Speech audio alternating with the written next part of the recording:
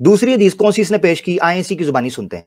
और ये एक हदीस है सुनन इब्न माजा की, हदीस नंबर 1944। हदीस आपके सामने स्क्रीन पर आ जाएगी, टेंशन की बात ही नहीं है। यहां आपने अगर कॉपी पेंसिल रखी है, अगर आपका हाफजा तेज है, तो आपने एक बंदे को नोट करना है, मोहम्मद बिन इसहाक, इसको आपने ध्यान में रखना है। पहला रावी अबू सलमा, यहया बिन खलफ, अब्दुल आला, मोहम्मद बिन इसहाक को पिन पॉइंट करके साइड पे रखें, अब्दुल्ला बिन अबी बकर, अमरा और आयशा, ये सारे ठीक है। मोहम्मद बिन इसहाक को आपने पॉइंट करके रखना है, क्योंकि इसके ऊपर सारी गेम है। आयशा रज़ी अल्लाह तआला अन्हा कहती हैं कि कुरान में आयतें मौजूद थी रजम की और बड़े शख्स की रजात की, 10 की। फलम्मा माता रसूल, जब रसूल पाक सल्लल्लाहु अलैहि वसल्लम की वफात हुई, वतशागलना बिमौतिही दखल दाजिन फअकलहा, नबी पाक सल्लल्लाहु अलैहि वसल्लम की वफात होती है, हम लोग मशगूल हो गए, एक बकरी दाखिल हुई और उसने उसको खा लिया, उस वर्के को। यहां हमने दो चीजें ध्यान में रखनी है।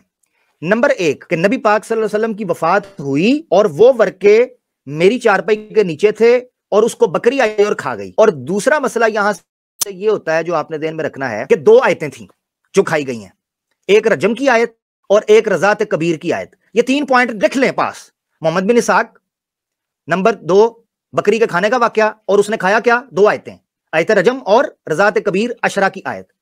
ये 3 चीजें आपके सामने आ गई। अब हम चलते हैं। ये हदीस सिर्फ सुनन इब्न माजा के अंदर नहीं आई, ये हदीस मुस्नद अहमद में आई है, सही मुस्लिम में आई है, मुस्नद अबी यअला के अंदर आई है, मुसन्नफ के अंदर आई है, अब्दुर रज़्ज़ाक के अंदर, इसी तरीके से सीरत की कई किताबों के अंदर आई। रिवायत मुख्तलिफ जगह पर यह हदीस आई है, मगर मजे की बात यह है कि जितनी असनाद है बाकी सारी, किसी में भी बकरी के खाने का वाकया नहीं है, सवाए उस सनद के अंदर जो मोहम्मद बिन इसहाक के पास है। यानी मोहम्मद बिन इसहाक जिस सनद के अंदर रावी है, उसके अलावा जितने रावियों ने यह हदीसें बयान की हैं ना अपने उस्तादों को या शागिर्दों को, किसी ने भी यह वाकया बयान नहीं किया कि बकरी खा गई थी। यहां तक बयान हुआ है कि ये आयतें लिखी हुई थी, बस इससे आगे बकरी आ गई खा गई, ये वाकया लिखा ही नहीं हुआ। अब ये जो मसला है ना कि एक जगह पर एक बड़ी तादाद है जो उसी वाक्य को बयान कर रही है, मगर इतना अहम वाकया कि 2 आयतें मौजूद थी जिनको बकरी खा गई। अब ये देखें आप, आज के दौर के अंदर भी ये इतना बड़ा इशू बना हुआ है, मुल्हिदीन इतराज करते हैं, झूठा प्रोपेगेंडा करते हैं, बकरी खा गई, बकरी खा गई, बकरी खा गई। उस वक्त ये बात नहीं बनी होगी, सोचें जरा, दुश्मन उस वक्त नहीं थे भाई। शुरू का जमाना था, नबी पाक सल्लल्लाहु अलैहि वसल्लम की वफात हो रही थी। हजरत आयशा कहती हैं, हजरत उमर फारूक का तो जमाना नहीं था ना, ये हजरत उस्मान गनी का, कि जी चार जानिब इस्लाम फैल चुका था। दुश्मन तो उस वक्त भी थे, बल्कि बिल्कुल नबी पाक सल्लल्लाहु अलैहि वसल्लम की वफात के बाद अपने मुसलमान दुश्मन हो गए थे कई, मुनकरीन ज़कात हो, मुद्दईन नबूवत हो या मुर्तद्दीन हो। किसी ने भी ये इतराज उठाया, ये वाकया तो मशहूर हो जाना चाहिए था, ये तो जुबान ज़दे आम वाकया हो जाना चाहिए था। मगर मजे की बात है कि मोहम्मद बिन इसहाक के अलावा इस वाकया को किसी ने बयान ही नहीं किया।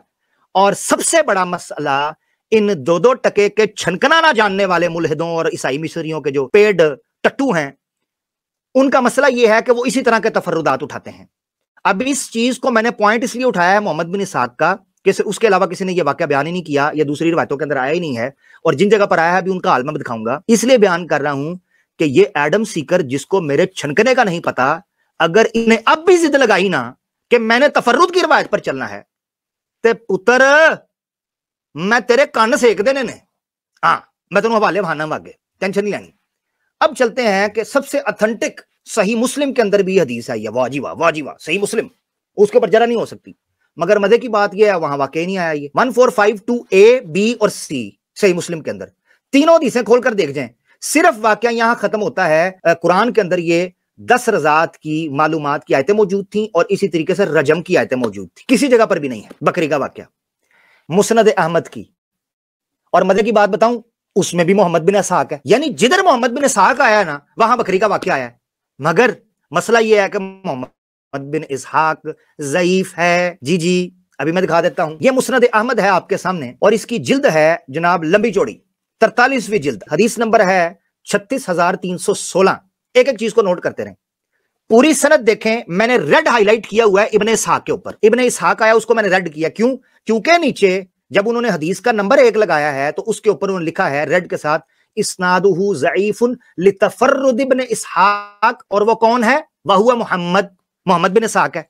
अब मोहम्मद बिन इसहाक होने की वजह से ज़ईफ है। वफी मतनिही नकारा, इसके मतन के अंदर तफर्रुद है, यानी ये अकेला ही चैंपियन उठा था जिसने ये वाकया बयान करना शुरू कर दिया। तो इब्ने माजा की रिवायत हो या मुस्नद अहमद की, मोहम्मद बिन इसहाक के तफर्रुद की वजह से ये वाकया बिल्कुल ज़ईफ है। अब आपको मैं बताता चलूं कि बकरी ने नहीं खाया तो वो गई किधर?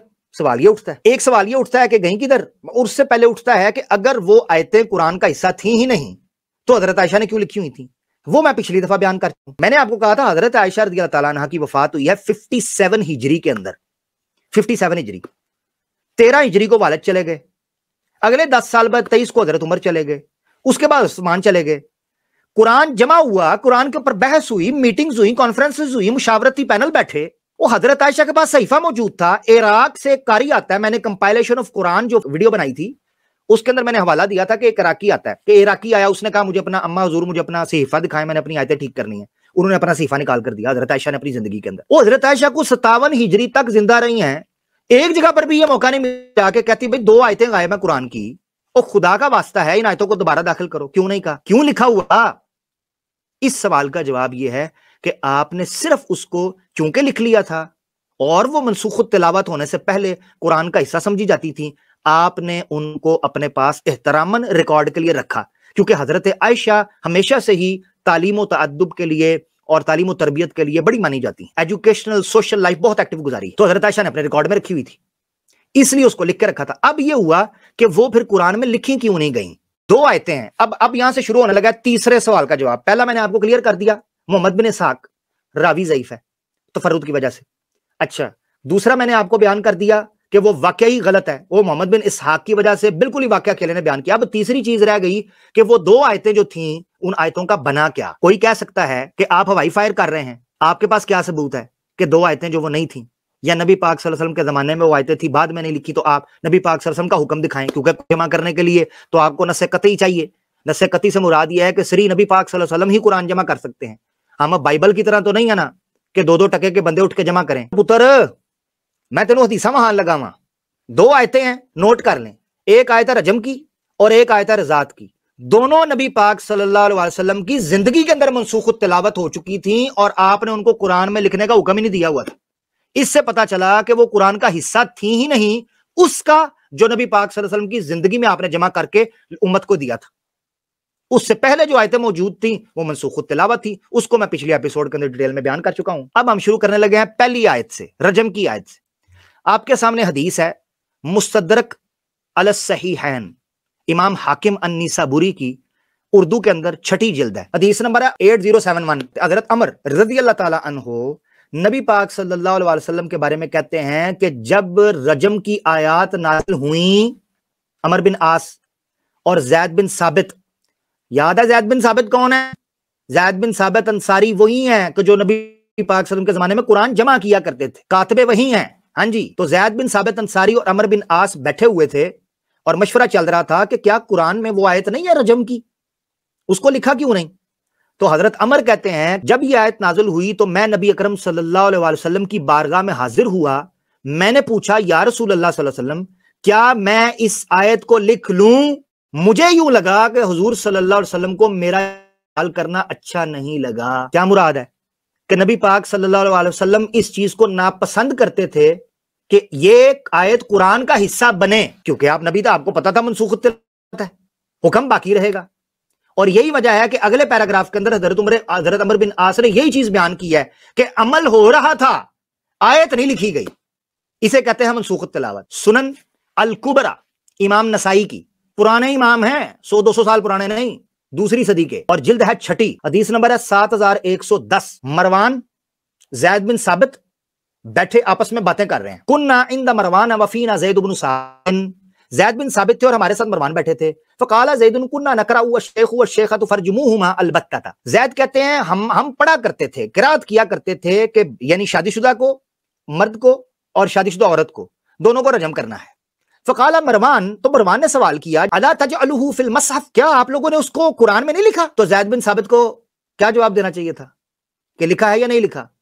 आपने अमल का जिक्र किया, आपने कहा क्या तुम नहीं देखते कि बड़े बुजुर्ग जो शादीशुदा लोग हैं उनको जना करते हैं तो उनको रजम किया जाता है, तो अमल तो मौजूद है। अब वो आगे कहते हैं कि लिखा क्यों नहीं। उसके ऊपर अब वो जवाब देने लगे हैं कि हजरत उमर फारूक ने भी एक बार हमारी मजलिस के अंदर यही चीज जिक्र की और कहा मैं अल्लाह के रसूल के पास जाऊंगा और कहूंगा तो मैं ये सारी चीज जिक्र करूंगा कि इसको कुरान में आना चाहिए कि नहीं आना चाहिए। फ़इज़ा ज़कर आयत रजम, तो मैंने जब अल्लाह के रसूल के पास सल्लल्लाहु अलैहि वसल्लम के पास जाकर आयत रजम का जिक्र किया फ़काला, आखिरी दो लाइनें, फ़काला या रसूल अल्लाह, क्या मैं आयते रजम लिख लूं कुरान के अंदर? काला ला अस्तती, कहा इसकी इजाजत नहीं है, इसकी ताकत नहीं है। मतलब क्या? ये लिखनी नहीं है। तो नबी पाक सल्लल्लाहु अलैहि वसल्लम ने अपने जमाने के अंदर ही बता दिया था, अपनी जिंदगी के अंदर ही। अब ये रवायतें मौजूद हैं कि रजम की आयत लिखनी नहीं। तो जब लिखनी ही नहीं थी वो आयत, कुरान का हिस्सा ही नहीं थी, मनसूख तिलावा हो चुकी थी, तो चाहे बकरी खाए या आदम सीकर खाए। अब दूसरी आयत रह जाती है रज़ात की।